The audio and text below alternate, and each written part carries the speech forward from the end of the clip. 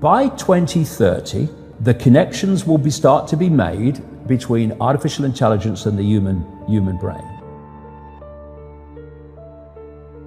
We've been through a process of preparation, of getting people, first of all, stage one, addicted to technology that they hold, holdables, smartphones, tablets.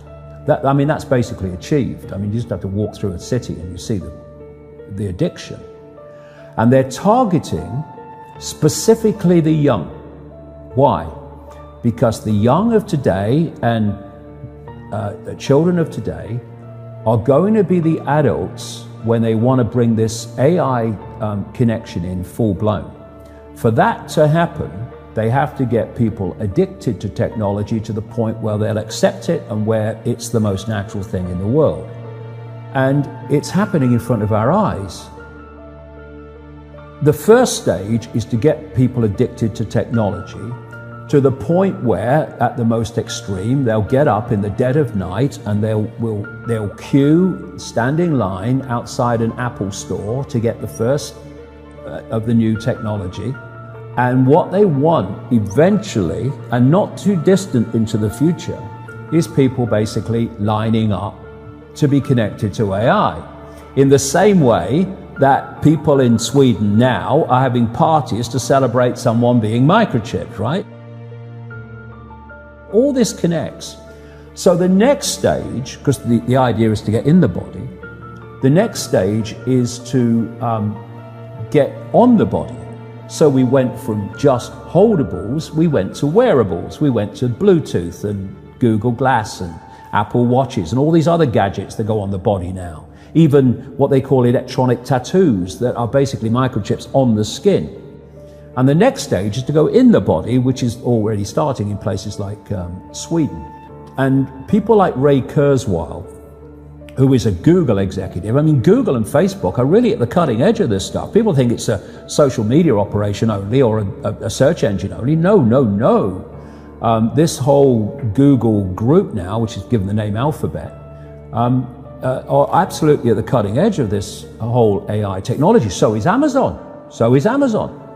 Amazon's got contracts worth hundreds of millions of dollars with the CIA and the Pentagon for cloud services and stuff. Yeah, they have massive data services. Massive, yeah. The consumers don't see. So the idea is to take this on. And what Kurzweil is saying, and he claims an 80% success rate in his predictions of incoming technology and when it will come in. But, if you know when it's going to come in, then you've got a great chance of predicting it, haven't you?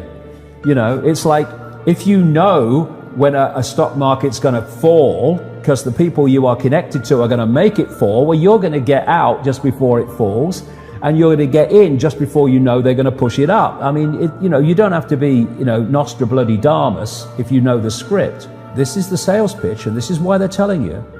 The sales pitch is, when we connect to artificial intelligence, we'll be superhuman. That's what the sales pitch is. That's his sales pitch. Right. That's going Siri, to be the sales pitch. Alexa, all these things. Yeah. What you've got is the idea that connect to AI and you'll become superhuman intelligent. No, you'll become subhuman intelligent. You'll become a vehicle for artificial intelligence. And whoever controls artificial intelligence will control the perceptions of every mind that it's connected to. If you're going to make a physical connection with AI, you're not going to do that on a mass scale until you've made a psychological connection. And there is a process, a psychological process, which is known as preemptive programming. Preemptive programming is this. You're going to usher in a world that is so different, so dramatically different to what anyone's been used to, that you're going to have an obvious resistance purely by the chasm of difference between the world people are used to and the world you're taking them into. A resistance that says, hold on a minute, you want to do what? What? So you prepare them for it through preemptive programming. You put out a stream of movies out of elite-controlled Hollywood. You put out television programs, you put out books, you put out all these things that basically portray the world you want to take people into. This is why you've seen so many movies about control by robots, control by technology, of synthetic humans. You have the dystopian society being portrayed and portrayed and portrayed. And what that's doing, it's making the subconscious, to an extent the conscious mind, familiar with the world you want to usher in. So when you literally start to bring it in, there's not that chasm that there would have been before.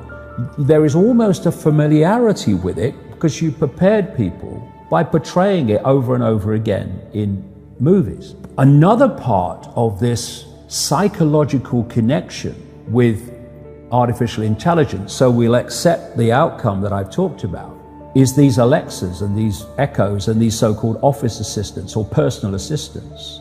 You start to interact with them as if they're human. And now they're bringing in internet-connected toys for kids, even little kids, and Barbie dolls that they can actually have conversations with artificial intelligence. They're now bringing in these robots that are, these synthetic robots that are looking more and more like humans, a lot of them coming in from the East.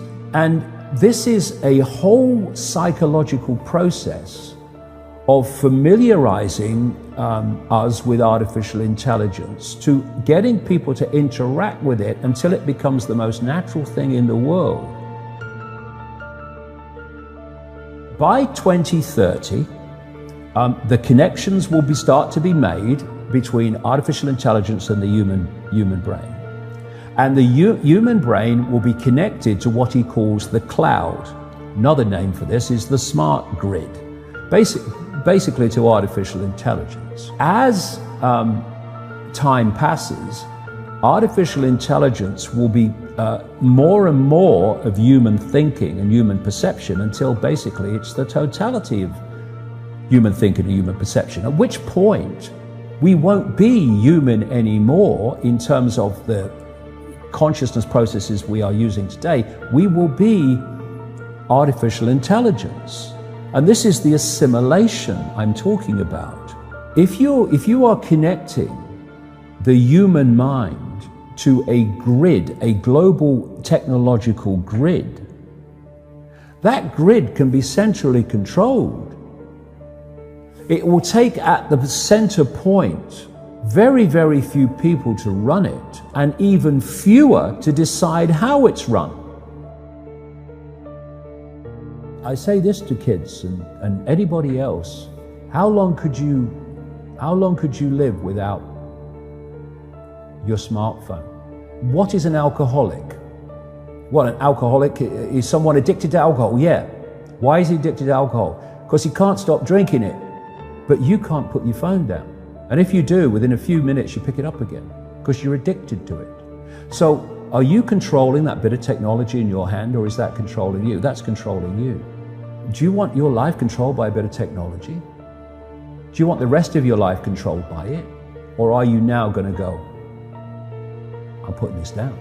If technology is going to be the servant rather than the governor, it has to serve the interests of humanity, and humanity does not have to serve it. We're in a situation now where humanity is serving technology. And it will be serving AI. Increasingly, it is serving AI in its algorithmic expression.